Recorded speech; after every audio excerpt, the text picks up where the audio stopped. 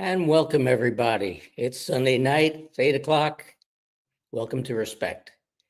This is one that I'm really looking forward to. You can see by the smile on my face. There are very few people, and you've heard me rail on the media on an ongoing basis for over a year now.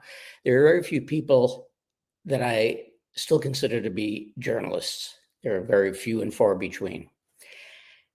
Tonight's guest, however, not only has earned that name and fits that name, but for those of you in the New York area, he requires no introduction.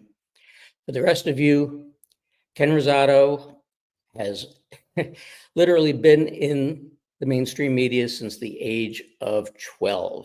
1979, he had his own little cable access show called Point Counterpoint, which was back in the day was an actual political show.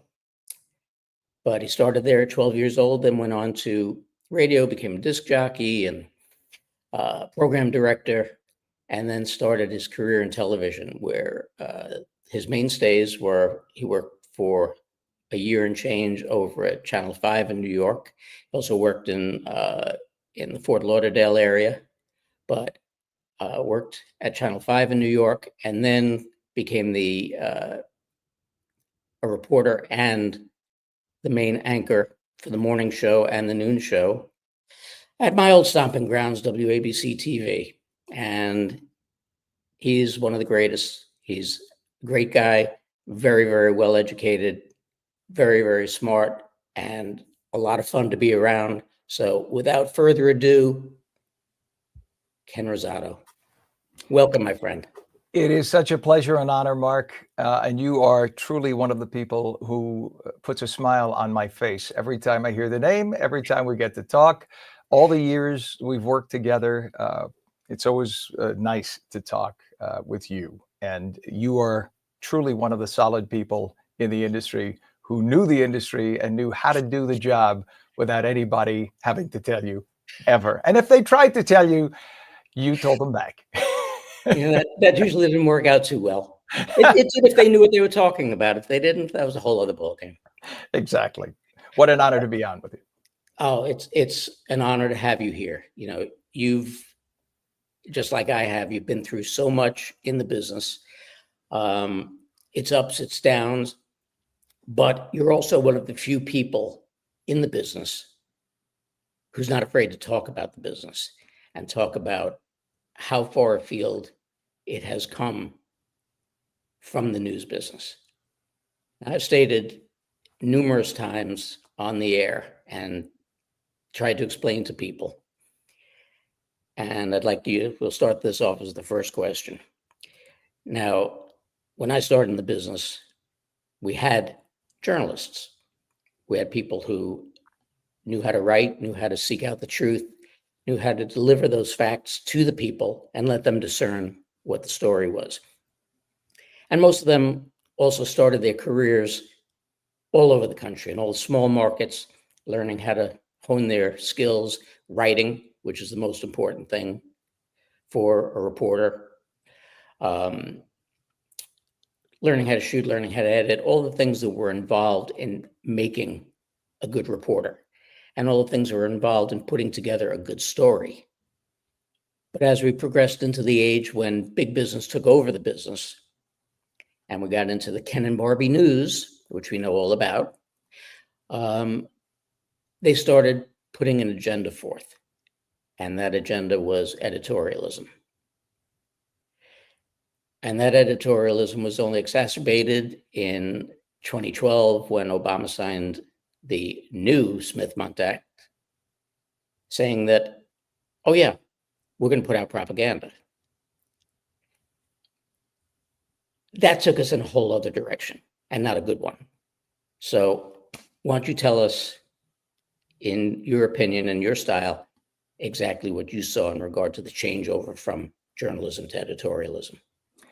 I sure will. And Mark, let me just say, I am not speaking of a specific station, not the one necessarily that you and I worked for, but all of the stations. And I can speak widely with the umbrella because I'm still friends with people at all of the stations where I worked, and I'm friends with people at stations where I did not work, and the story is the same.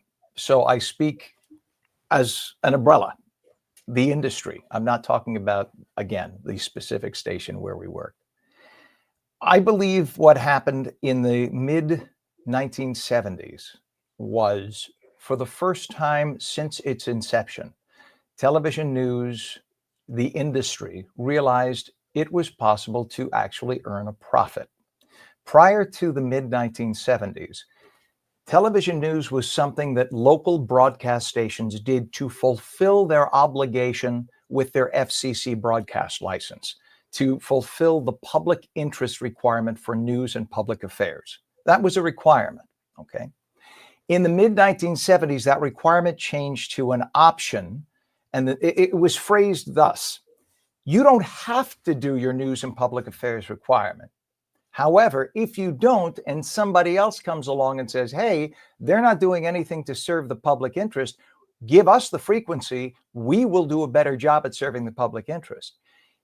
And that way, it is possible that the local broadcast station could have lost its license to an outside group. Of course, the group would have to build its own station, get its own antenna, the whole thing, spend millions building it. But nonetheless, that was the way the industry changed. Now, you would think, okay, being that the industry knows that it still has a sort of obligation, even though it's not a legal one, they will stay on their toes and take care of the public interest. No. What happened since the mid 1970s? Not one broadcast station lost its license for not serving the public interest, and dozens and dozens and dozens did little or no public service programming. And there were lots of challenges, but the bar was raised so high at the FCC. And remember, the commissioners on the FCC came out of the industry. They came out of the industry. They were friends with the owners of the broadcast stations. There was no way they were going to overturn and pull a license. You would really, literally have to have Satanism. Maybe that would even be a good thing. And these days, Satanism would give you ratings. You'd have to go crazy overboard. So nobody lost their license. So what message did that send to the stations? Have at it. Do whatever the hell you want. Doesn't make a difference. So at that point, that's when you got the movie Anchorman was based on that late 1970s, the thick hairspray, the anchor jackets with the big patch, and the anchors who sat there like this, and the whole silly nonsense that became TV news, especially and specifically local TV news. That was born in the late 1970s. Okay. To an extent, you could say, well, maybe before then, Ken, because remember in the early 1970s, you had Chesterfield cigarettes across the front of the anchor desk. They were notorious for and the anchors would sit there. You remember, Bill Grimsby used to smoke. He would smoke Chesterfields on the set on Channel 7. You used to see, in fact, that when Channel 7 changed the rule and said no smoking, because apparently it damages the equipment, the microphones, and the equipment gets gummed up with nicotine. So, and it's hard to keep the set clean. It's disgusting. So they changed the rule, no smoking on the set. You would still see, just before they'd go to commercial, they go to a wide shot, you'd see smoke wafting up from between Roger Grimsby and Bill Butel. Okay. But nonetheless, that was about the closest they got to, straddling the line of what was appropriate, what wasn't appropriate. After that, I think, is when TV news became formulaic. Every single local TV news show in America could be swapped for another. Big market, small market, medium market. I remember one time, and I'm going to be careful not to say which of the stations I was working at, because again, it's true at all of them. Yeah. My morning team was supposed to meet up with the morning team from the LA station in New York. And we were going to take pictures together to promote a show that was on both stations. So the team from LA came in to our newsroom, and we all stood next to one another. The male anchor counterpart was my height, my weight. He was what the industry referred to as a white ethnic. So a white ethnic would be, and literally they don't use the term anymore, but Mark, you've probably heard of it. Yep. So that means you're white, in air quotes, but you are likely Southern European. So you are Greek, Italian, Spanish from Spain, Portuguese, or some mix of Latino and European. And it's one of the few industries where you can openly talk prejudicial things, because it was like we could put, we need a black girl, a white boy, but that's literally how they picked the teams. So I stood there, and my counterpart could have been my twin. You could have just swapped us. The weather counterpart, same. The traffic counterpart, same. And the co-anchor, African-American female, African-American female. We all looked at one another at that point. It dawned on us when we stood in front of one another that it was like looking in a mirror. And we thought, how foolish. This is ridiculous. And that's when I really felt like a pawn. I felt like a stupid pawn. You know, yeah, they were paying very generously. Don't get me wrong. That helps you continue to act your part and not speak too loudly. But at the same time, that's when I felt a little dirty. And if you could go from page to page in any local TV newscast, or better yet, there are these apps. There's an app called News On, okay, right? You could see local news across the country. Just take a weeknight this week and look at the 5 o'clock news. Just go from market to market. Go Kansas City, St. Louis, Seattle, Los Angeles, New York, Albany, New York, Fort Lauderdale, Miami, Florida, Orlando, Dallas, Texas. I defy you to tell me the difference between the anchor teams. And one more, I defy you to tell me the difference in the A block stories, the top 10 stories. The only difference might be the lead. The lead will be different because it'll be the local lead, but all the other stories from around the country and around the world that follow not only will be the same story, but will almost be written verbatim identically. Why? Because the executive producer and the producer open up the New York Times, no matter where they are in the country. That is the paper of record for them. They open up the New York Times, they look at whatever the lead is, that becomes the national lead. So sometimes some stations wait till the B block about 10 minutes in. Some stations put it somewhere mid-A block, depending on where they're located. But you will get that story, and it'll be written nearly identically in any market in America. That's why when you see the memes where you hear the anchors say the same words over and over again, one thing they don't do is they don't go to the headline of the New York Times that day. Read the headline of the New York Times, read the top couple of sentences. You'll see that that's where the sentence came from.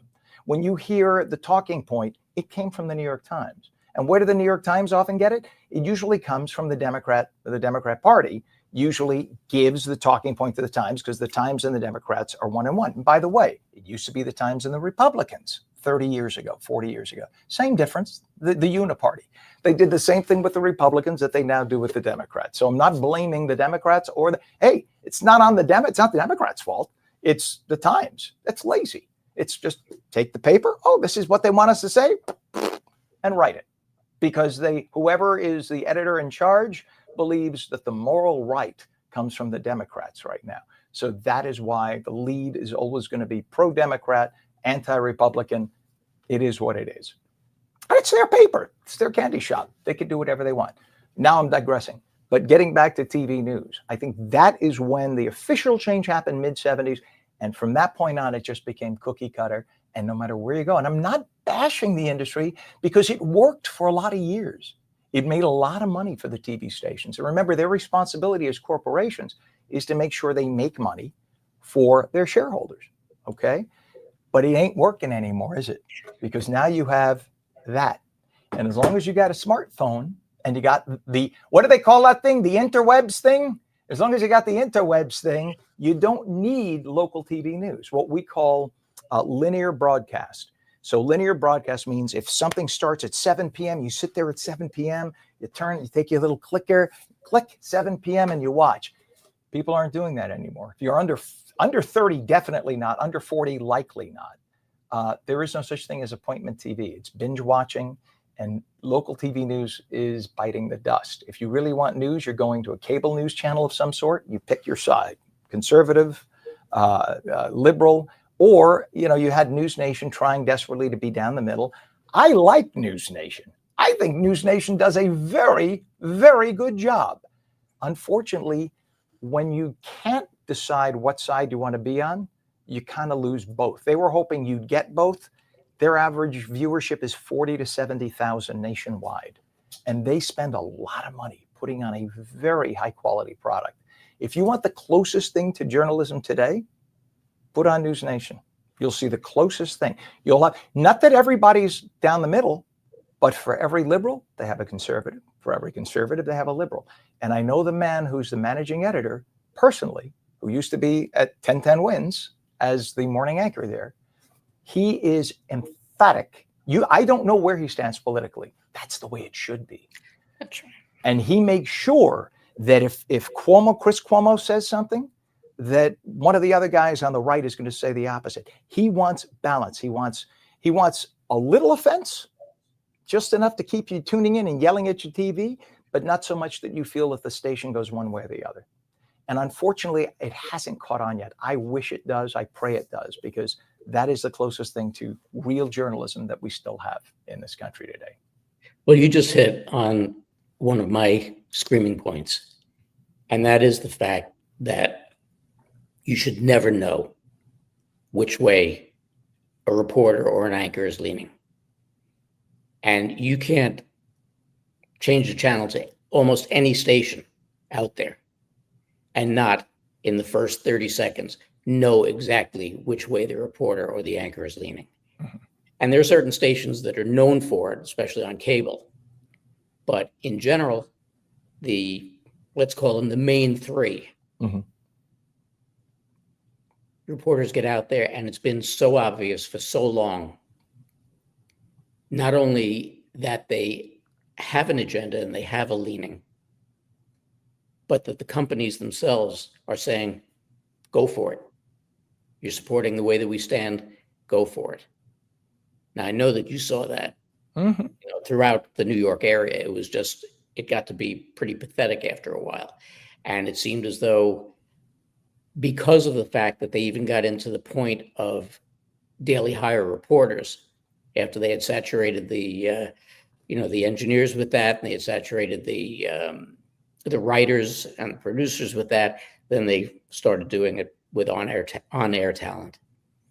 And if they fit the agenda, they were doing it. And that really not only brought us farther into editorialism, but it also brought us to the point of really, really, really watering down the gene pool for the reporters and anchors, didn't it?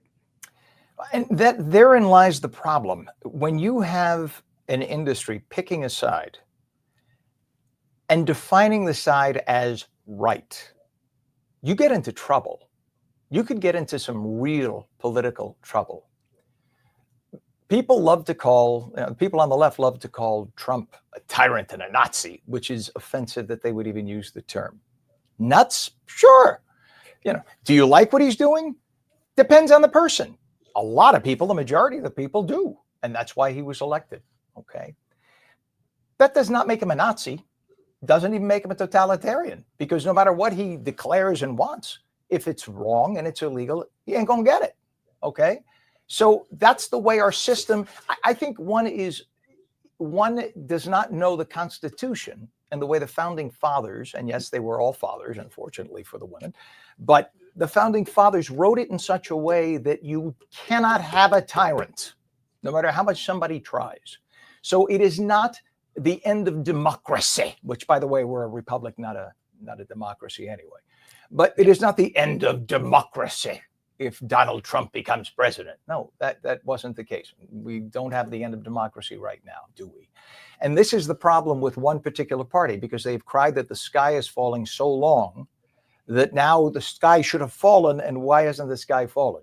Now you have nothing more than little bouts of screaming propagandists from one side, and the other side is getting a little too pompous and a little too comfortable, and should watch out as well. When people say reach across the aisle and work, I think they both need to do that for real. And by the way, reach across the aisle for many years meant the Republicans had to compromise and do what the Democrats wanted. I think they both have to get together for real and speak about what their constituents want. By the way, I love the podcast format here, because We're not speaking in 30-second or 10-second sound bites. We can have a conversation. I was on a podcast the other night with one of our former coworkers, Ardina Seward. Yep.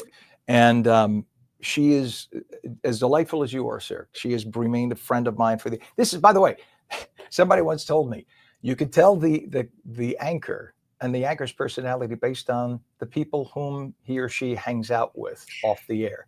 I hang out with the photographers, the editors, the drivers, the guys who used to valet stuff. Artie, you remember Artie? Yep. You guys are my friends. I honestly only speak to two of the former anchors I worked with, or two of the anchors. They're still there, and only on occasion. The other anchors, I don't hang with, I don't talk to, they don't talk to me. And that's okay. I'm fine with that. I don't mind it. But the point is, it kind of paints the picture of where you want to be in life and the mindset that you have. All right, that said. And I don't define my life as being anchor man. No, I was a lot of things. I was a Catholic priest, you know that. I technically you always are. So I still am.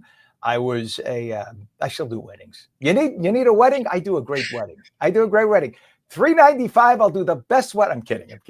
I'll do your wedding if you want to. Mark, if you want to renew your vows, I'll make it uniform and okay for you. But so I've lived a life that's full. I've traveled each and every highway. I sound like I'm singing here, but the point is, I don't define myself unilaterally and monolithically as an anchor. And I think that hurt me, which is why I'm not at that particular station anymore, because I think it's a little clique in a club. That's, again, not a bad thing. That's the way they choose to have it. And I never quite fit in. I was always the oddball out. Number one, I was the only one who was gay among the anchors. And that does make a difference because everybody's husband, wife, husband, wife, husband, wife. I was husband, husband.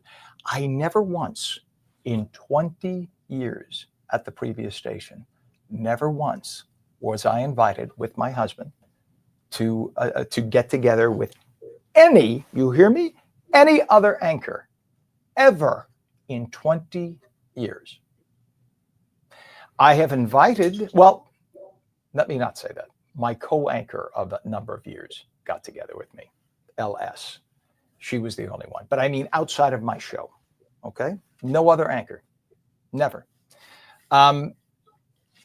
It is what it is. I'm okay with that. Like I said, my life goes on, but it just tells you something. It's like as liberal and open-minded as they pretended to be, they never invited the gay guy. And yes, it sounds like I'm throwing the rainbow flag out there, but I was a pretty decent guy. I was a nice guy. I never got invited once. And yes, I extended the invitation to them as well. Never got accepted. So I throw that out there. And these people, and it is what it is. And by the way, it was the same at the station before too. It's the same. You're part of a little clique. And if you're not part of the clique, that's it. When I was let go, somebody said, he's a little Trumpy. That was quoted in the paper. He's a little Trumpy. I don't know what the hell that means. I never once spoke politics the entire time. The closest I spoke about politics was during the Obama campaign. There were 3 producers in the newsroom who had a desk full of Obama paraphernalia, Obama for office paraphernalia. There wasn't one person who had anything for Mitt Romney, no one, okay?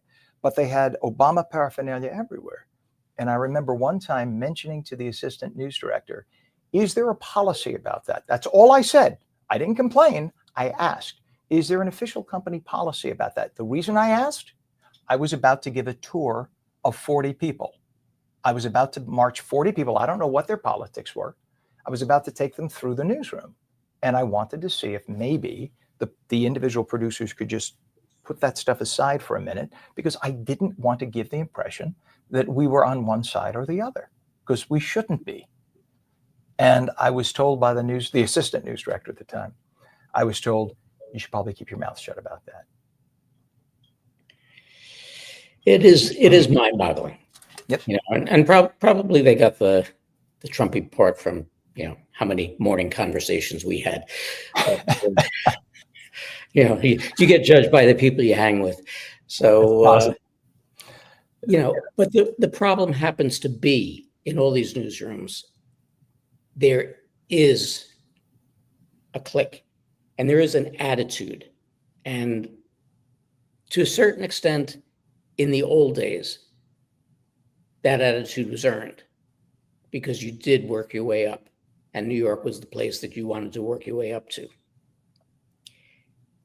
But after they started just bringing people in willy-nilly, without the qualifications, without the skills, without even knowing the New York area, people calling Houston Street, Euston Street, things like that, simple little things. In Greenwich Village. Exactly. So, we had a whole bunch of people there. And, probably nobody saw it as much as we did in the field, because that's where the attitudes really came out. And we all had our favorites to work with, and we all had our people that we would prefer not to. But all of that was really predicated on the attitudes that you received. I mean, you know me a long time. You know that I've always been a golden rule type person. You treat me the way that I expect to be treated, you're going to get that back in spades, and vice versa. 100%. But you had a whole bunch of people that didn't quite go in that direction. And so I fully well understand where you're coming from with that. There was an extreme, I wouldn't call it a prejudice, but an attitude. And I don't think, because I was friendly with so many people at all the other stations, that it just seemed to be an overall attitude of, I'm a New York anchor, or I'm a New York reporter, therefore I'm smarter than you. I actually had one of our reporters say that to me, and then embarrass the hell out of him about a week and a half later. So, and that was actually one of the topics that I wanted to discuss. It's a little off the beaten path there, but you're a very educated man. You speak a number of languages fluently. You know your history, you know your geography, you know what you're talking about. And we do have that kind of form of pomposity out there in the business. And without naming names, I'll go into the story. I always consider myself to be a wordsmith, and I like wordplay. And this was when Bloomberg was running for his third term against, I can't remember his first name, Thompson. Mm-hmm. And we were out in front of the firefighters union on 14th Street doing a noon live shot. And as the reporter goes into his lead in, he goes, Mayor Bloomberg, he was blah, blah, blah, blah. And Bill Thompson, he's behind us in the firefighters union. And I'm just standing there shaking my head. Go to tape. And he goes, what? I said, I'll talk to you when we're finished. Finishes his tag. And he walks over. He goes, what? I said, did anybody ever teach you that you don't follow a proper name or a proper noun with a pronoun? You follow it with a verb. Mayor Bloomberg was, Bill Thompson is. And the response I got was, well, I was an English major in college. I think I know better than you. And Mark, being Mark, turned around and said, I think you were absent that day because you don't know what you're talking about. Well, we got into a screaming match on 14th Street. And finally, it ended up with him saying, I'll bet you $100 you're wrong. Well, the next 2 weeks, I ended up on the Astor deliberations. So I had nothing to do with my day. I picked up the phone and I called the chair of the English department at Columbia and asked her. And she said, well, yeah, that's called the rule of redundancy. Mm-hmm. It's become colloquially acceptable, but it's improper English. And I went back to the station that night and he's sitting at his desk. And I went over and I said, by the way, I spoke to the chair of the English department today, and you're wrong. It's called the rule of redundancy. He gets up in a huff and goes, well, I'm glad to see you have nothing better to do with your time than prove me wrong. And I said, you can keep your $100. I turned around and walked away. Without you saying who it is, I know exactly who it is. Yes, I know you do. So there is that attitude in and amongst the reporters and in and amongst especially the anchors of, and I'm just going to use the word, I'm not singling them out, but this goes throughout broadcasting, especially in the major markets. We were called cast members. Mm-hmm. And I always say that was CASTE, not CAST, because we were of the lower caste, and they really, truly felt that way. And, you happen to be one of the few in and amongst that group who didn't play that game. And this is part of what I consider also to be the downfall of the industry, because we were known as a team. And teamwork goes a long way in reporting the news. I know you experience that in a whole bunch of ways, with the writers, with the producers, with the assignment desk, with the assistant news director, the managing editor, the news director, et cetera, et cetera. Where did you start to see that cookie start to crumble? Among the individuals? Among that group of people in our business overall? I think it started with the change of news directors. There was a news director whom you and I were talking about prior to going on, who, as much as he was boisterous, by today's standards would be fired in a heartbeat because of the His way mouth. right. I mean, you have to, in today's corporate climate, you have to respond to everybody with grace and calm and tranquility, and that just isn't this person's nature. But I will say this about that person: the person knew what news was, or at the very least, he knew how to fulfill the command that came from on high to get ratings with the definition of what news was at the time. Is that a better way of explaining it? Very eloquent. Right? So you could look at it and say, well, he was this, he was that, he was part of the problem. Or you could say, no, he was executing the command exactly as requested. And if anything, he was masterful at it. Yep. So that's the only way I could put it, because the people who followed him, I can't say one person who could do what he did the way he did it and get the ratings. Nobody but that person. And anyone in the industry probably knows about whom I speak. You certainly do. Absolutely. Right. And I think he was probably one of the best news directors in the business. I agree. Hands down. And his being escorted out was a disgrace. And that's enough to destroy the morale of any team. Yep. He was the leader. He was. You knew where you stood. By the way, I can't tell you how many times I would go into his office and I would be screamed at. And then 5 minutes later, he'd come over to me. All of that would have gotten him fired today, but then 5 minutes later, this would have gotten him fired too. But I thought it was great. Massage my shoulder, just not in an inappropriate way, just massage my shoulder like a friend, like two rubs. Hey, Bubby, you would say, right? He'd say, I'm very sorry that I raised my voice the way I did in there. Hearing what you did or what you said or how you did this, whatever, upset me very, very much. And I know you're better than that. And I never want to see you do that again, because you are a better journalist than that. And that moment, I could name the times he did that, and he's right. Those were learning experiences. I don't resent them.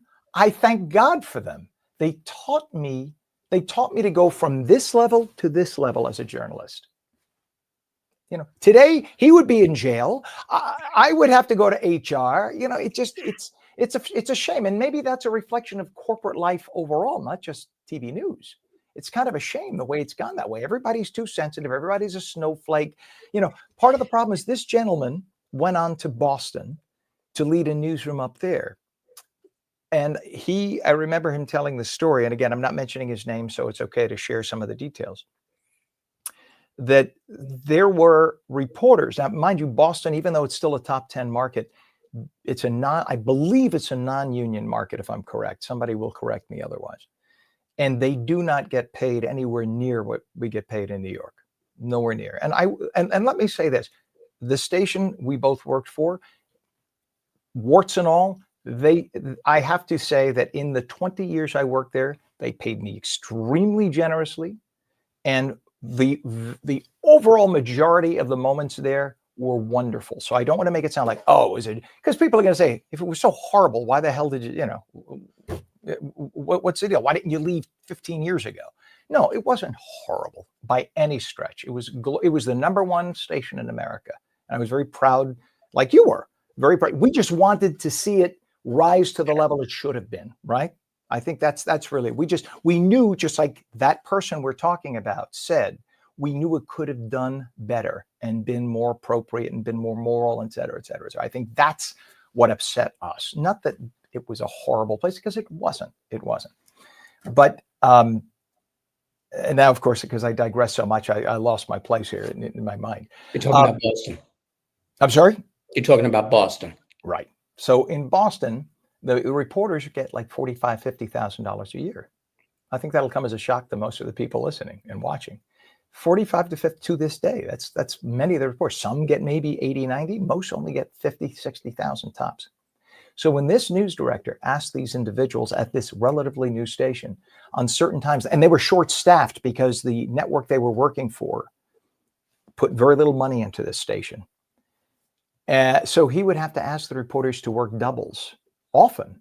But if you're a full-time staffer, that goes with the territory. And if you're a journalist committed to your craft, you think, okay, I'll do it. Gives you more face time, right? It makes you look better to the bosses. You stayed overtime. You stayed longer. These individuals, though, were the next generation where you said, I don't want to stay late. I don't want to work late. And he is not, this person is not used to being told no, because when he worked in New York and everybody got paid $200,000 to $500,000 and millions in the case of some anchors, he did not like hearing no. So he would blow up at those people, and he did not have very long a career with that station as a result. And that's a shame, because they were very blessed to have him. They don't know how good it was that they had him. And it's a shame. I think it's their loss. But unfortunately, that is the industry today. I know people who are executive producers, and they spend half their time, instead of focusing on the news, writing up people in detail, because that's what corporate demands. And everything has to be emailed, because that's the legal record of it. And this person said this, and that person said that, and this person implied this, and enough. We used to come to work and go home, and it was fine. Now it's just nitpicky, silly nonsense. It's all litigiousness and nonsense. And that's all the way around. Yeah, it's corporate life, period. See, and the direction that they went, as you said before, once they realized that they could make a profit with the news. And you were there for the noon show. Mm-hmm. And then not long after that, they brought about the 4 o'clock show. Yes. And I think that was also a huge, huge step in the wrong direction for journalism, because of the fact that when you've got your morning meeting at 9 or 9:30 in the morning, you get done at 10:15. And we're not talking podunk here. We're talking New York City. Mm-hmm. You've got to get from the Lincoln Center area, maybe out to Long Island or to Jersey or to somewhere in Brooklyn, one of the 5 boroughs, for a noon live shot. There is just no way in hell you're going to do any news gathering for that noon show. After that noon show, the powers that be might decide, you know what, that's not much of a story. And they change your story, which is 180 degrees away from where you are at the moment and put you in the 4 and the 6. There's no way, as a responsible journalist, that you're going to be able to ascertain any facts, get any information to put out a reputable story. So as they expanded their daily broadcasts, just because of the fact that the reporters, the technicians, the writers, the producers were all there, so it wasn't costing them anything more. Right. How much of an impact do you think that had on the integrity of journalism? Precisely correct. That is, you nailed it. I remember the general manager at the time, again, I will not mention the name, saying, when I asked, what's the significance of this? And by the way, they added the 4 p.m. show because Oprah Winfrey was leaving the business. So for years, Oprah was and specifically speaking about Channel 7, Oprah was the lead-in for the 5 o'clock. Her ratings were so enormous in the New York tri-state that the 5 o'clock lead-in was like literally every TV in New York was on Oprah. And so the lead-in at the top of 5 o'clock, at the time it was Roz Abrams and Diana Williams. And the lead-in was enormous. So all you needed was a really great lead. And they're, by the way, two very talented people. I'm not taking away at all, not being disrespectful. But the lead-in was so huge that you really, really had to have, can I say wet fart on your show? You had to start the program with a wet fart to lose. Maybe that would actually keep audience. I don't know. Some crazy audience. But that's what you'd have to start the show with to lose that lead-in and then lose the ratings for the 5 o'clock. So for years, the other stations, it was sour grapes. They were like, the only reason they're number one at 5 o'clock is because they have Oprah as a lead-in. Well, when Oprah left, the fear was that they would drop to number 2. They dropped, but not to number 2. They stayed number 1, but it became competitive. So there was a certain amount of truth to what they said, but not entirely. So the general manager said, by doing a 4 p.m. news, here's the benefit. When Oprah was the show from 4 to 5, 90% of the commercials, maybe 95% of the commercials you saw on Oprah Winfrey either were from her production company, Harpo Productions, King World, who distributed it, or I believe King World, if I'm wrong. If I'm wrong, somebody again correct me. I believe, or the money that we had to pay to carry her was those commercials. All literally, it broke even. You would think with all those ratings, Channel would have made billions on Oprah, and the truth is, it really was a tool to keep audience into the 5 o'clock show, because the 5 o'clock show was entirely the station's property, and every commercial sold belonged to the station. So when you think about it, then they decided, let's just put a 4 o'clock show. We could beat everyone to the punch with the stories. If they happen to tune in, hopefully we'll catch some of the audience and they won't tune out after Oprah leaves, whatever. About a third or more, I believe, the audience left, but a good chunk gradually came back. And they felt that not only will this be a decent lead-in for the 5, but more importantly, even if we're number 3, every single commercial we sell in the 4 o'clock hour, 100% of that money comes to the station. So would you like 100% of something or 0% of everything? If that makes sense. So here you had all these 16 minutes of commercials during Oprah. You didn't get to keep a penny of it. True. But in this case, you could sell the commercials. You have to sell it for less because the ratings aren't as high, but you get to keep every penny, which is how, like a Channel 11 or to some extent a Channel 5, that's how you say, how do they afford to stay on there? They're in 6th place or 5th place, or Channel 5 isn't so much. Channel 11 sometimes is. They do a good show. But that's how they do it. They get to keep every penny of their commercial sales. And even if they don't sell for the rate that Channel 7 or Channel 4, Channel 2 sell, they still sell for enough that they pay the bills. So they're still making money. Well, anytime, and that was something that I said a bunch of times on the air. Anytime they sold a commercial, it went right in their pockets. That was their profit. And it cost them nothing to do the show. Right. So everybody was there. So immediately you're making a profit. But by doing that, sure, they were denigrating the product. I agree, and I'm sorry to step on you, Mark. I did take it off because I tend to do that, being a little verbose on my end. My father named me diarrhea mouth at the age of 4. I'm not kidding. He's 94. He'll tell you. He'll swear to a stack of Bibles that's the truth. And I now tell him, "You see, Dad? See, it worked out that I was diarrhea mouth."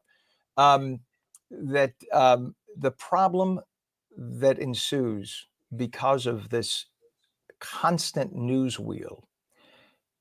You get your marching orders from the assignment desk, and they basically set the narrative.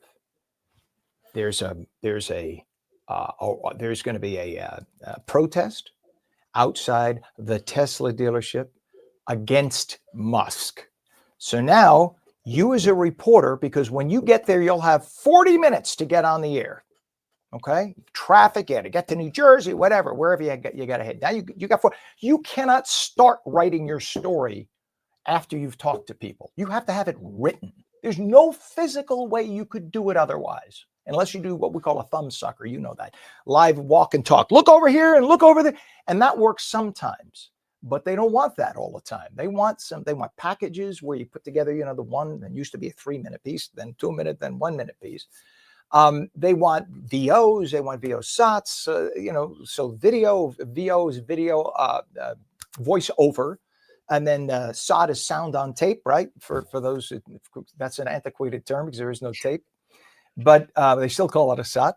I bet you the younger reporters today don't even know that that's what the acronym is for. Probably not. Guarantee they have no idea. They still use the term videotaped. Nothing is videotaped. It's all electronic. There is no videotape. You could say recorded. You can't say videotaped or filmed. I love when people say, oh, they came and they filmed us. Ain't no such thing as film no more. Well, maybe there is for the few people. I still have an old Nikon. That's a side. I'm digressing again. See, diarrhea mouth. But the point is, you are given the agenda by the assignment desk. You write the story on the way based on the agenda that they want.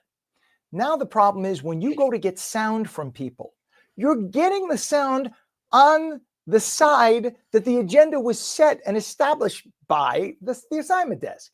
So now you're not going there with an open mind to learn something. You need 1 or 2 quick sound bites, and usually it's something stupid like, I've never seen anything like this in my life. They said they've never seen anything like this in their lives. And then you go back to the sound bite. It's the first time I've ever seen that in this neighborhood. What did you learn from that? Nothing. But it's a fascinating opening statement. If I had $1 for every package or SOT that I heard that opened with, I was shocked. That never, it's a joke, right? Where everyone in every neighborhood has never seen that before. You look around the neighborhood, every building is burned out, bodies hanging, there are corpses in the street. Yeah, I'm sure you've seen murders in your neighborhood before. Stop saying you've never seen it before. But this is the problem. Now, perfect example. I live in New Jersey. This past weekend, Saturday, there was supposed to be a worldwide protest at all the Tesla dealerships everywhere. Well, a Tesla dealership in Paramus had thousands of people show up who were pro-Elon. And there were about 70 who showed up to protest Elon. The story that went on, it was teased on the local newscasts as protesters march against Elon Musk all over the country, never referencing that the local dealership, you're supposed to be the local station, the local dealership, there are only 70 protesting him, and there were like 1,000. Go on X. Go look at, there are dozens of videos posted by people. I don't have to tell you, don't take my word for it. Go on X. Everybody shot with their, this is Italian, by the way, for shooting with your camera phone. Everybody shot video. Everybody's a videographer today, right? And you see literally thousands of people. I'm not exaggerating. It's not hyperbole. With "We love Elon. We love Tesla." And there was a little group that the police isolated. It had to be about 60 or 70 who were against Tesla and Elon Musk. Okay. So, but that's not the way it was reported. One station did a decent job at saying though the people there to protect Elon Musk and the Tesla dealership were in large numbers. That was the closest it got to balance. Otherwise, you thought either it was all about the people protesting Elon or it was 50-50. When the reality was, it was 95-5 in favor of Elon. But that's not the way, that wasn't the narrative. It didn't fit the narrative. So the narrative was Elon bad, Orange Man bad, Tesla bad. These are the same people who 6 months ago couldn't say enough wonderful things about electric vehicles and Teslas. Now it's the worst thing that was ever created on God's earth. Well, that's the thing that amazes me. Yeah. Is when you think about it, who was buying Teslas? Who was buying electric vehicles? It wasn't conservatives. Right. They were buying the gas guzzlers. Okay. Who wanted to protect the environment? The Green New Deal, we're depleting the ozone, et cetera, et cetera. These are the people who bought them. Now, because the owner of Tesla has a different point of view, you're going to destroy. Now, it blew my mind when they said that they were destroying charging stations. There isn't a car manufacturer that doesn't make an EV. Right.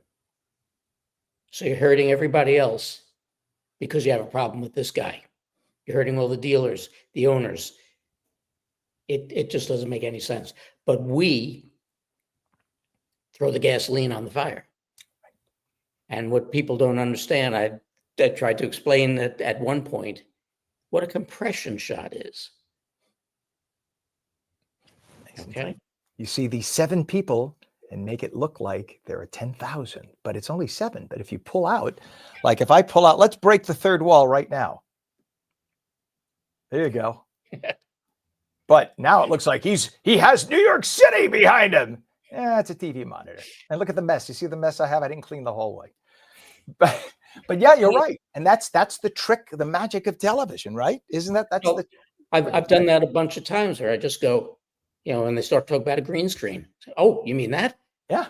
Oh, there we go. And it's so easily done nowadays, but people don't understand the tricks that are used out there forever in order to get a point across. And Mark, this is. I'm sorry. I just have to share. I started to say before the show I did with Ardina the other night, our former colleague and coworker, she had on as her guest a gentleman, I'll say his name. His name is Adam Swart. He is from LA, 32 years old. When he was in college at the age of 19, 20, his father said, you got to do something smart to make it today. It's a tough environment. And he came up with a concept called Rent a Crowd. So do you know what they do? They provide people for protests.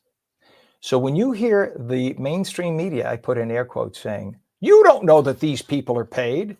According to Adam, there is not a protest you see on TV that doesn't at least have some paid protesters. He said, doesn't mean that every single person there is paid, but I damn well guarantee you every single protest has among them, supplementing them, at least some paid protesters.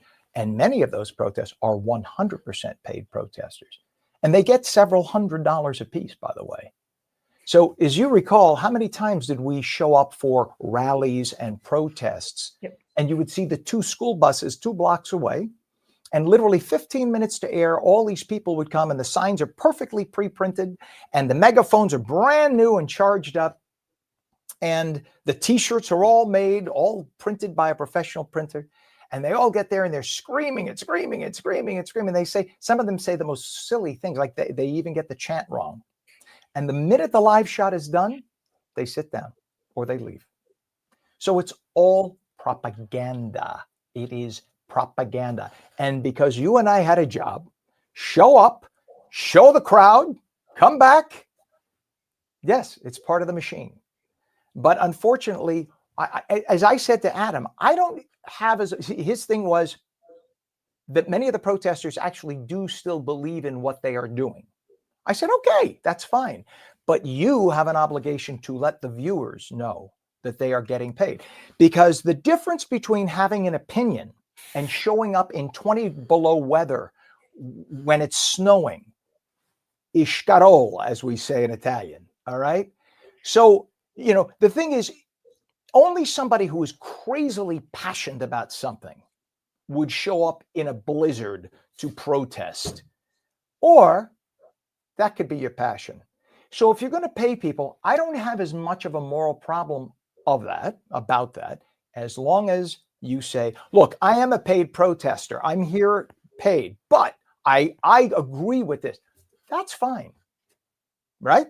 You're being honest, because now as a viewer, I can make a judgment. Is this person full of crap, or does this person really believe that, being that this person was paid? But if you don't tell people they're paid, or as the media sycophants say, there's no evidence, it's debunked, no evidence anybody's a paid protester. Oh yeah? Go look at Rent a Crowd online and look at Adam Swart, S-W-A-R-T. Go take a look.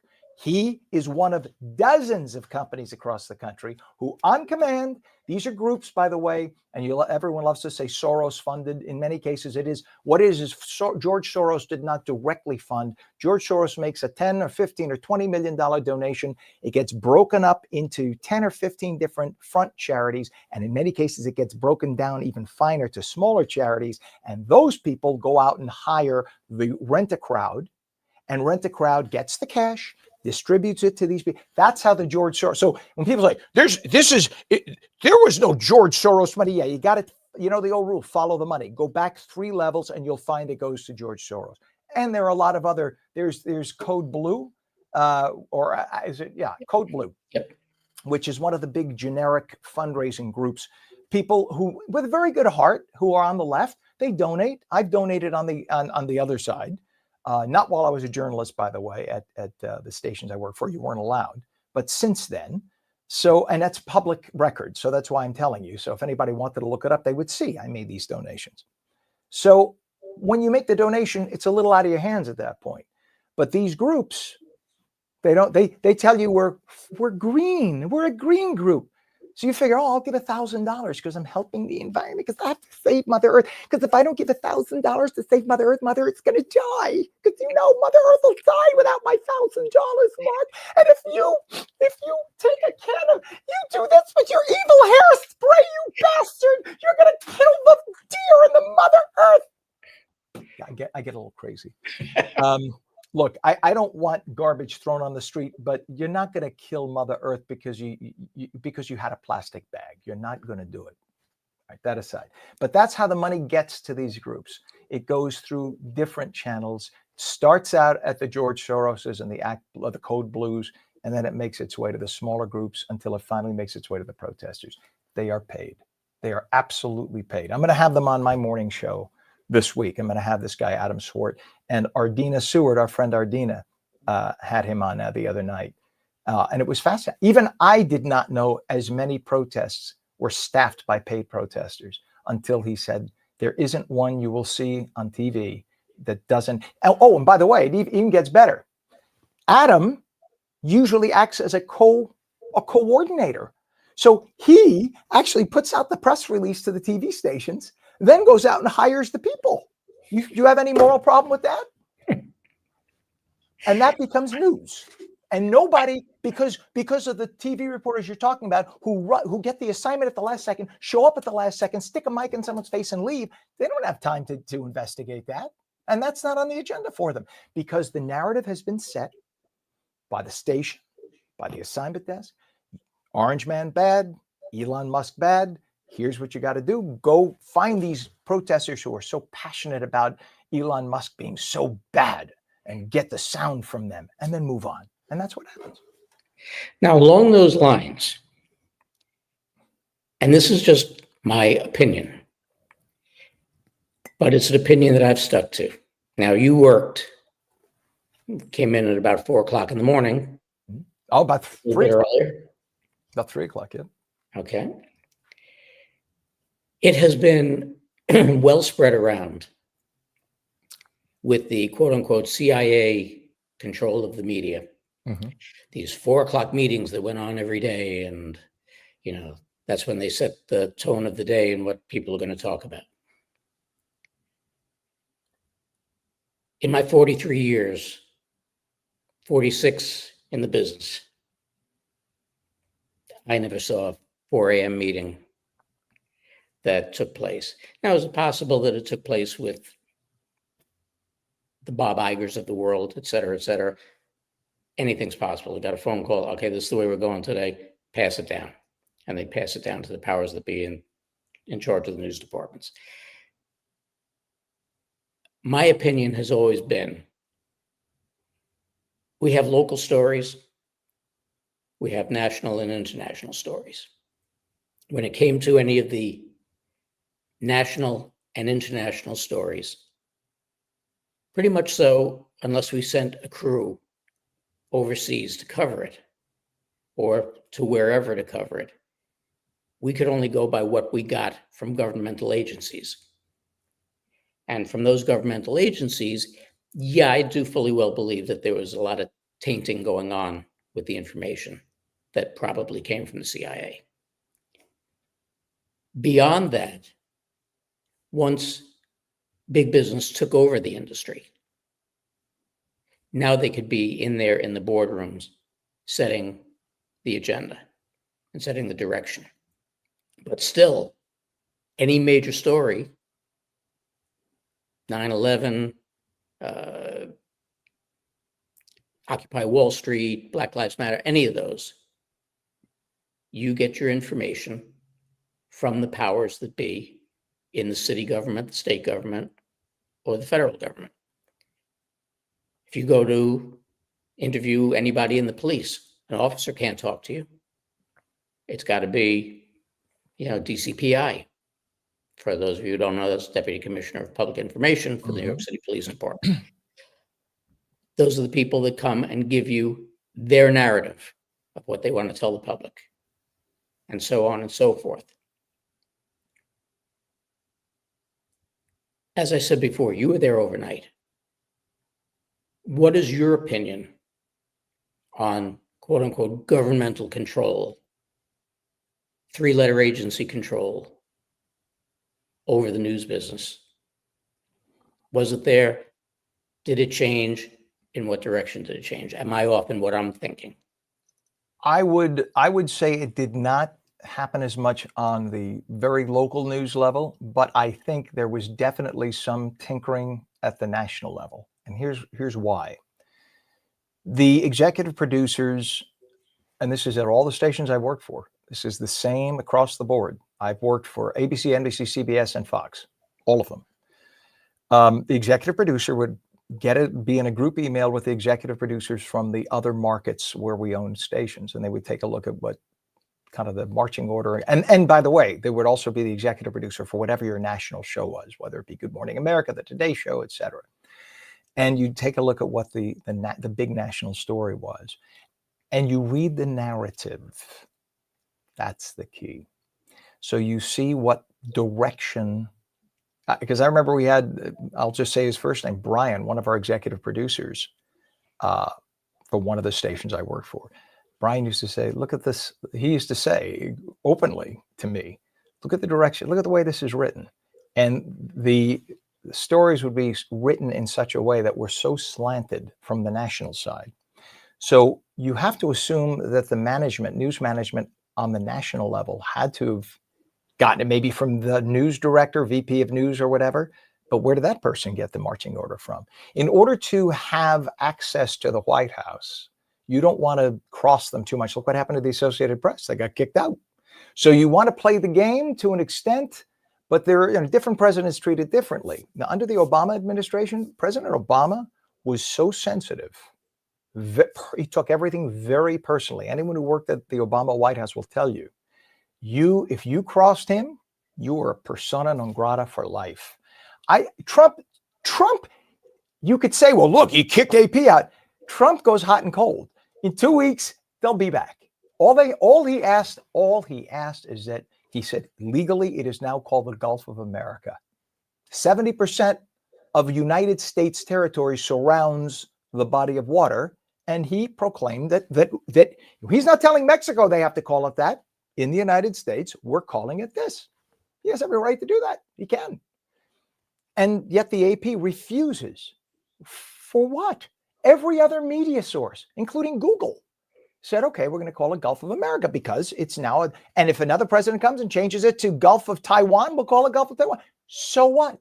And just to interrupt you for a second. Sure. Mexico, the United States, and Canada comprise what?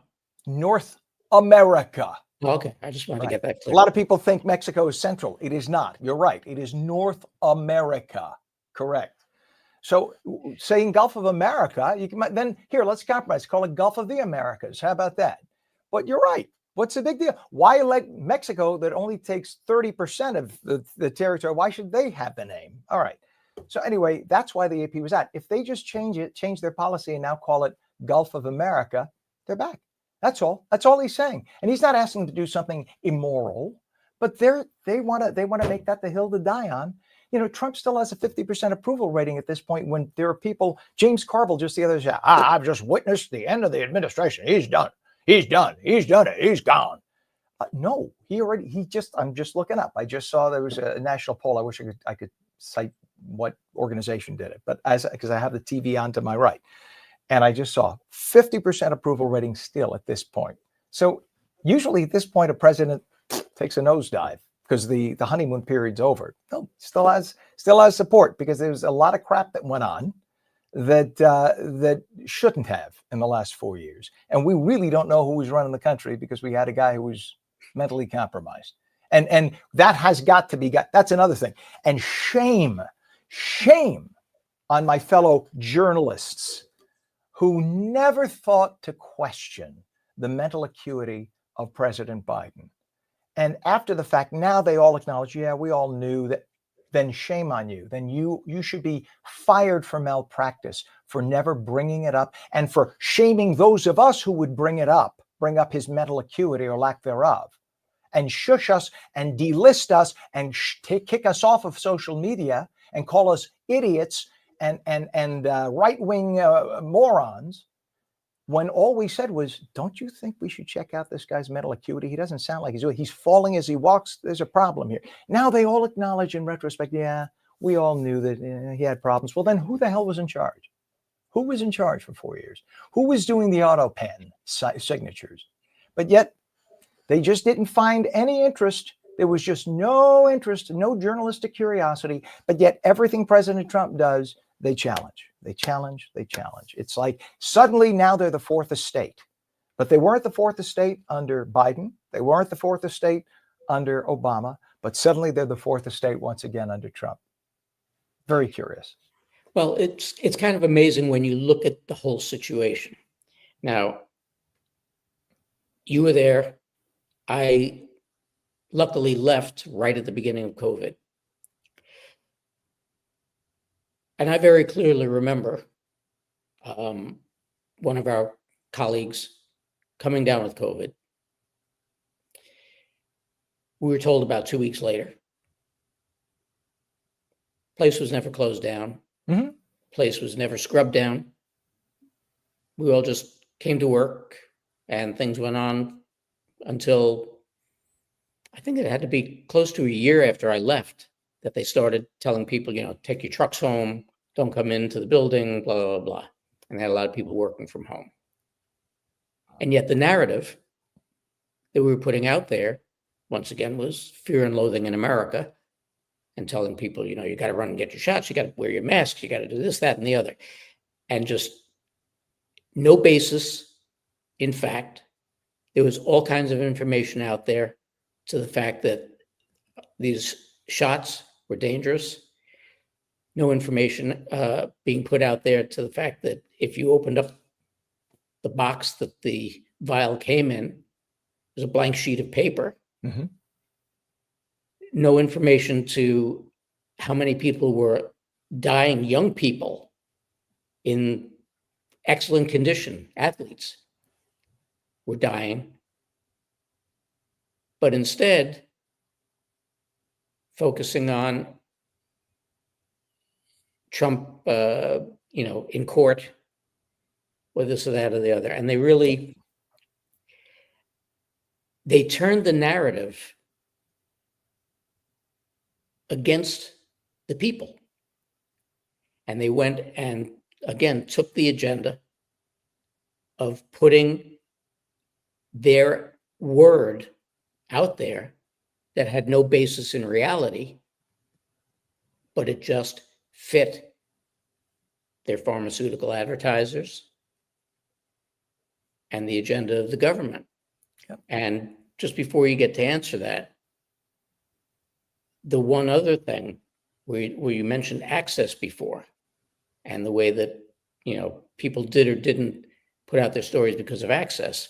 One of the things I've railed upon a number of times already was Amy Robach with the Epstein Island information. And I can appreciate the idea of, the companies having their legal teams come in and go, you can't do this, because if you put that out, we're not going to have access to Prince Andrew and blah, blah, blah. You are a journalist. You have an important story that affects the lives of, if not hundreds of thousands, millions of children. And you don't take that story and go elsewhere. You know somebody's going to pick it up. Where is your moral compass to do the right thing? Think of the doctors who were fired, shut down, silenced, who said anything against the vaccine. Think of the doctors who talked about the drugs. Remember the early drugs that were given? That the narrative was, because they were only 5 cents a dose, the narrative was, you're giving animal drugs to humans. No, it was the other way around. These things started out as human drugs that they then gave to animals. So they were used by humans for 150 years. No problems, no side effects. And in fact, I remember the day that my personal physician, who was the administrator of a major hospital in New York, he's deceased now because he was, well, I won't say because, let's just throw out there, he was ordered to get the vaccine. This person at 70, handsome, perfect shape, never obese, never smoked, didn't drink, and then got the vaccine, and 6 months later had a stroke and died. No indication, no stress, no indication that, that he had cardiovascular disease. And apparently he didn't. They don't know why he had a stroke, but he died of a stroke. Okay. So I'm not saying it was because of the vaccine, but I find it kind of curious. He was ordered as a physician in that hospital. He was ordered to get the vaccine and then suddenly died of a stroke. Like, how many 18-year-olds who were ordered to get the vaccine when 18-year-olds weren't coming down with the disease, and they were all ordered to get the vaccine to go back to school, and then suddenly they were having heart issues, and the sclera, the outside of the heart was inflamed, and their lungs were inflaming, and they were dropping dead. And when we would talk about it, it's anecdotal. No, it's actually, now we know for a fact there is a pretty sizable percentage of people who have side effects. And the New York Times even now acknowledges it. Well, where the hell were you for 5 years? Maybe in the pocket of big pharma? I'm asking, I'm not saying. But it really makes one wonder. And I remember having the conversation, this same doctor, and I of course, the name of the drug is now escaping me. So I'm looking it up. I have a computer to my left as I talk to you. Remdesivir? No, that was the expensive one. That was the one that's like $5,000 a dose. It's here. Watch drug. I'm using the Google. Shame on you. Yes. Okay. So it was no, it wasn't Paxlovid. That's the one they're giving now. I'll find it. Everyone out there is probably saying, Ken, how could you not know? Let's see, banned. Let's add that word. know. Okay, here it was. Here it is. It's on here. Yes, Ken is very smooth. I'm as smooth as silk, right? No, I figured, hey, we're having a nice conversation. Why not? Yeah. Hydroxychloroquine. Oh, hydroxychloroquine. Yeah. Now, my wife has been on hydroxychloroquine for almost a quarter century. Yeah. Oh, you mean she's still alive? It didn't turn her into a horse? Her cardiologist still tells her that it could cause heart problems. Right. Meanwhile, who were the people having heart problems? The people who got the vaccine. See, now where you talk about responsibility and credibility, journalists of old, and prior to having 150 broadcasts a day, not only used to cover stories and dig into the facts and get them out to the public, but they also used to follow up stories. Right. Especially major stories, but even local stories that somehow or another either didn't end or didn't ring right. Nowadays, not only don't they do that, there's no time to do it. It's whatever bleeds that day. But when you look back at stories like COVID, and you look back at stories like 9/11, now I have to admit, I was one of the people who was taken in with the emotion that day.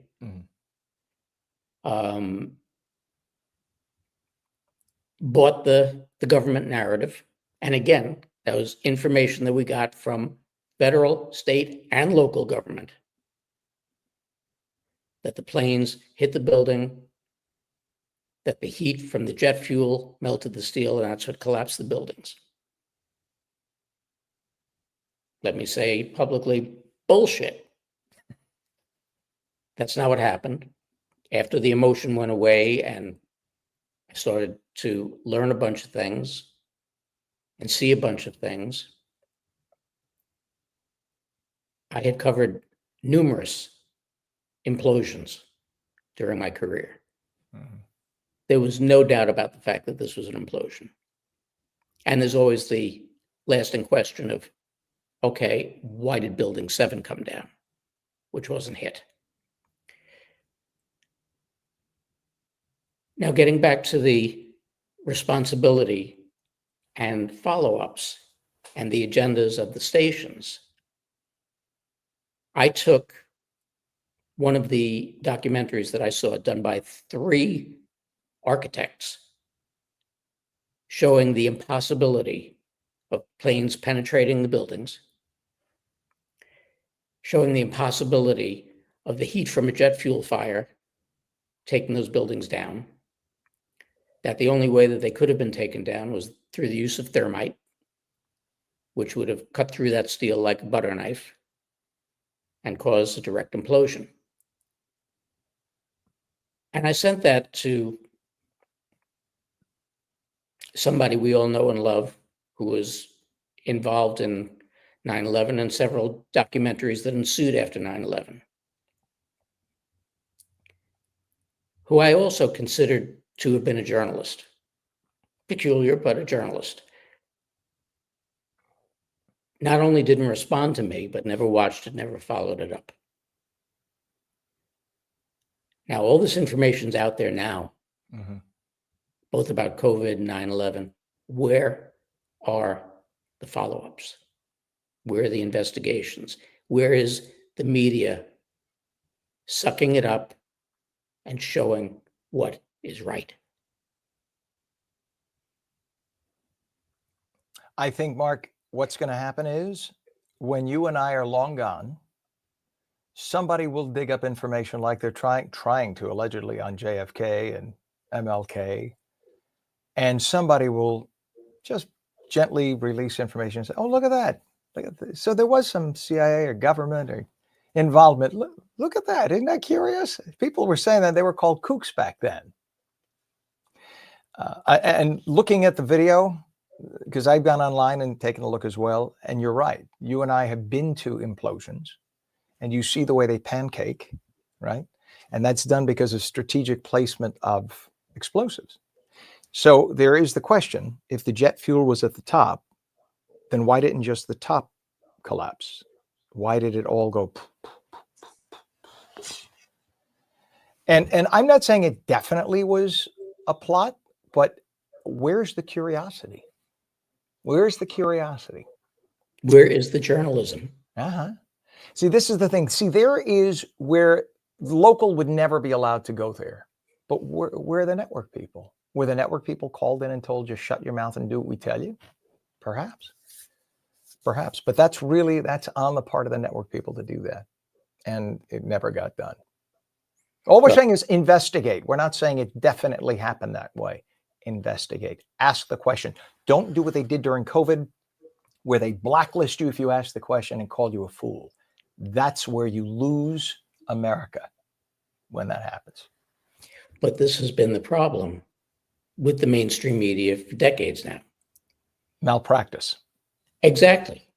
The failure to do your job as a journalist, the failure to do your job as a news director, failure to do your job as a managing editor.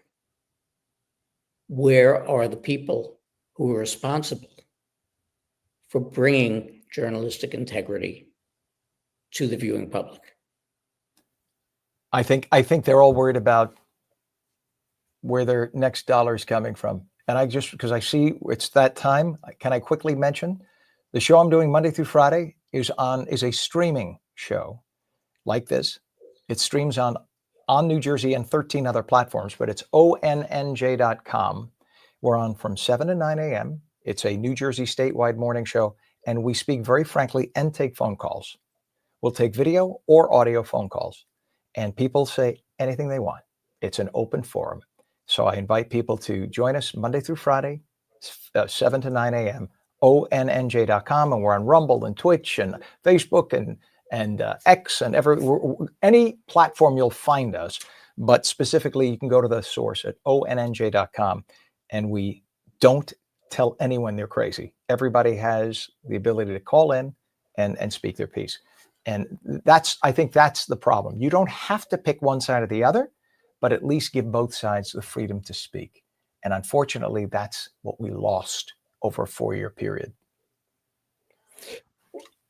It's been longer than a 4-year period. This 4 years was uglier than I ever remembered. It was like when you start deplatforming people because they ask a question, when you tell doctors that they will lose their medical license if they give their patients on their own opinion hydroxychloroquine, that's where rights changed. It's like 9/11 took away about 50% of our constitutional rights, and COVID took away the rest of them. And we became a dictatorship. You do what we tell you, or else. And that literally is what happened. And the media were sycophantic followers to whatever the government told them. It's a shame. I've stated it many a time that we, as the media, were the most important arm of the cabal because we spread the misinformation to a mass audience in one easy stroke. And this was the problem. And this is where the media needs to be held responsible for its actions. And I laugh every time that in one of our show opens, we have Trump ready to board either Air Force One or Marine One, and saying to a reporter, that we got all the information. He's talking about Biden. He's a criminal. Look at the laptop, and you're a criminal for not reporting it. Mm-hmm. And this is the problem, is that the media should have been, and probably very well is, going to be held responsible for its actions or lack thereof during the last 4 years. And the evil that they perpetrated with malice aforethought, just following an agenda. And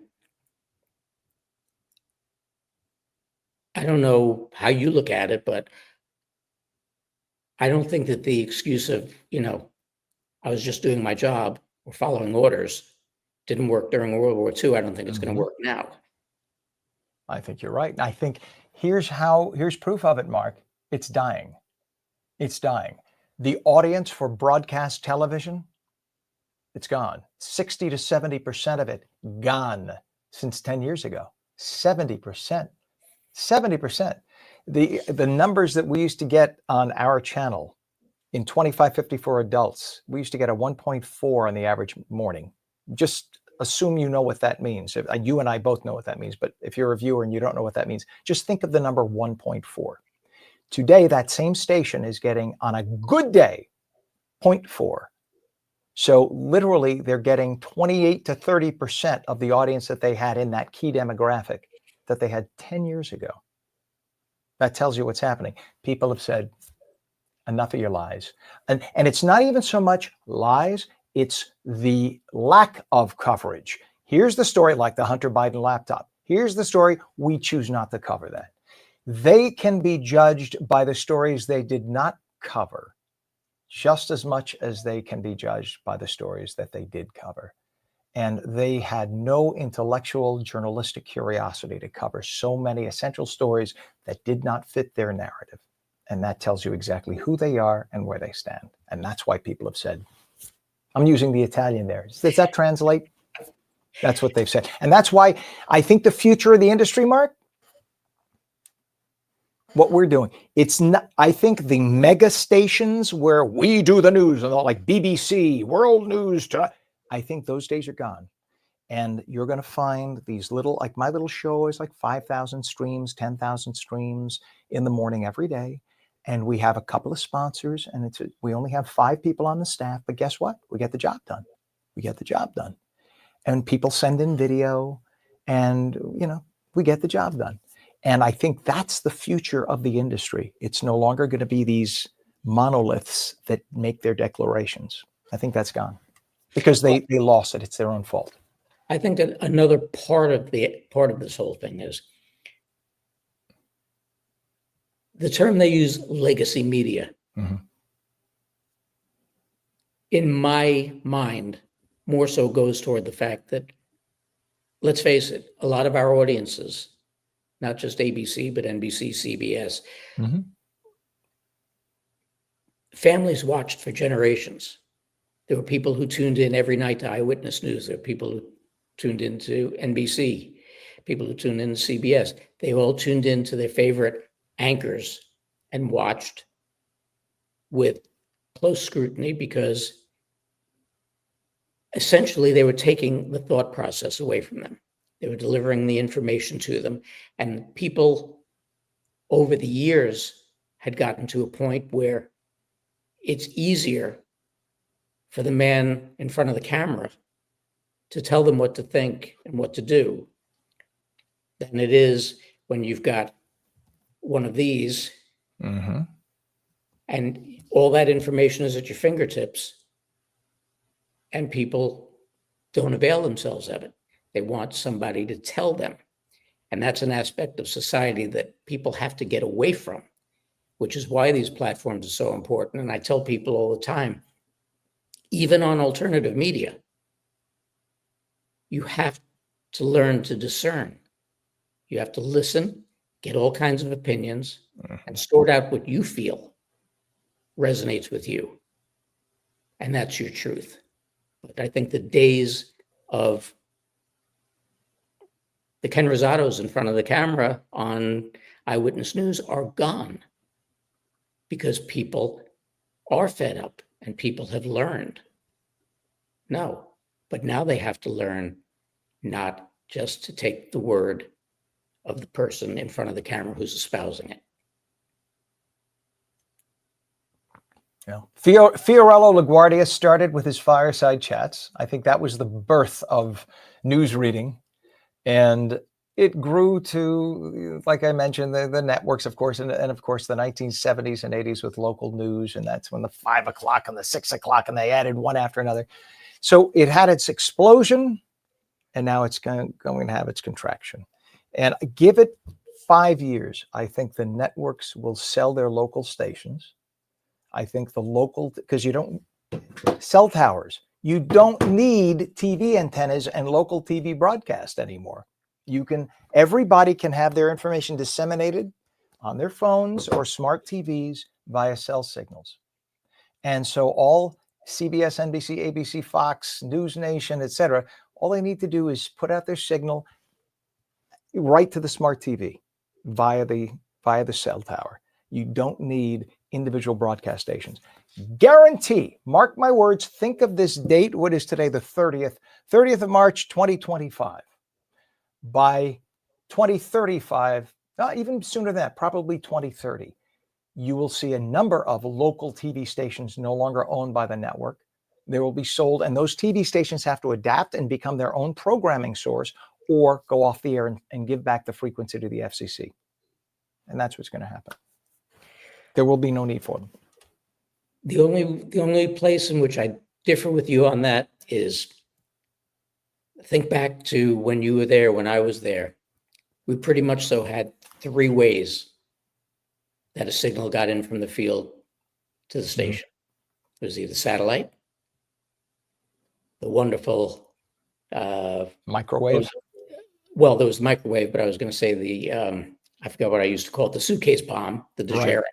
The de Giro, which they also have a version. What's it called? NetView or whatever. There's another one. Yeah. Right. Live view. And that was based on cell phones. Mm-hmm. Now, because I am in contact with some of the guys who are still there, very few and far between, but I am. Now, evidently, they have done away with even the de Giro trucks and are going to Starlink trucks. Right. No connectivity problems, no interference from storms, et cetera, just goes up, comes down, crystal clear, works. And you don't need a perfect line of sight, by the way. You can Exactly. have a tree branch in the way, unlike other traditional satellite. Because of the fact that it's set up globally. As an umbrella, right. With the advent of Starlink communications and that going to everything, going to broadcasting, going to cellular technology, going to your internet, everything. How do you think that's going to change the landscape of news? I didn't give it that much thought, Mark, but as you're saying it, it's just put a little chill up and down my spine. Whoever controls Starlink controls the narrative.